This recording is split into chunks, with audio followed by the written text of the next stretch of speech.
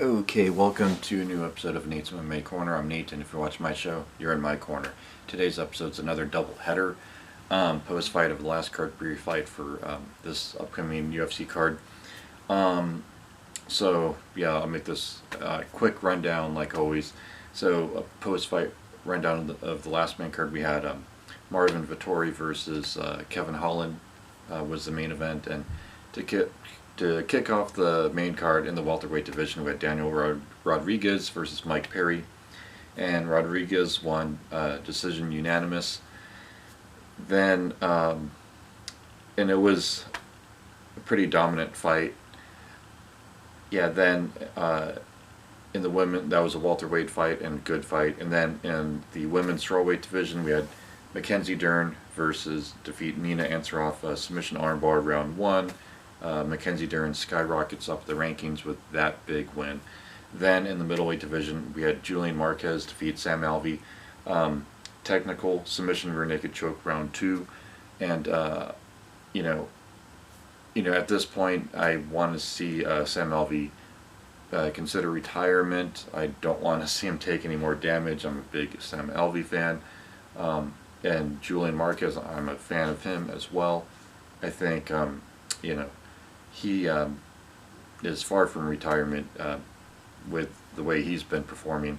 But if Sam Alvey decides to continue fighting, I'll be more than happy to watch his future fights.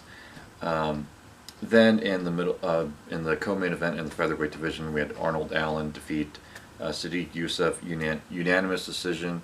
This was a very technical fight. Then in the middleweight division, in the main event, we had Marvin Vettori destroy Kevin Holland for 5 rounds, basically with takedowns, and looked amazing doing it. Kevin Holland, obviously, the Achilles heel, needs to work on his takedown defense. I think if he can do that, he's going to be a threat in the middleweight division again and skyrocket to a whole nother level. Marvin Vettori, I think he's either a title shot or one away from a title shot at this point. Then now on to the pre-fight of this upcoming card. We have in the middleweight division Robert Whitaker going up against Kelvin Gastelum, and I'm going to give my predictions and my thoughts as always. So to kick off the main card in the lightweight division, we have Luis Pena versus Alexander Munoz. I'm going to go with Luis Pena on here by decision unanimous. I think he makes it a grappling war, and just really, I think DC taught him some good wrestling, and I think he's been utilizing it, and I think he'll go for crazy submissions and get dominant positions. Then in the middleweight division, we have Abdul Razak Al Hassan versus Jacob Malkoun. I hopefully didn't butcher that name. I went back and forth on this one, but I'm going to go with Abdul, despite his setbacks as of late on his losses, with his losses. I think Abdul has the knockout power and is going to be a beast in that first round. And I think late into the first round or mid into the first round, he knocks out Jacob. So, oh yeah, I'll say first round knockout for Abdul. But if Abdul were to go up against top 15, I don't know how I would, pick this fight, but I think it's safe to say Abdul can get it done in this fight for now.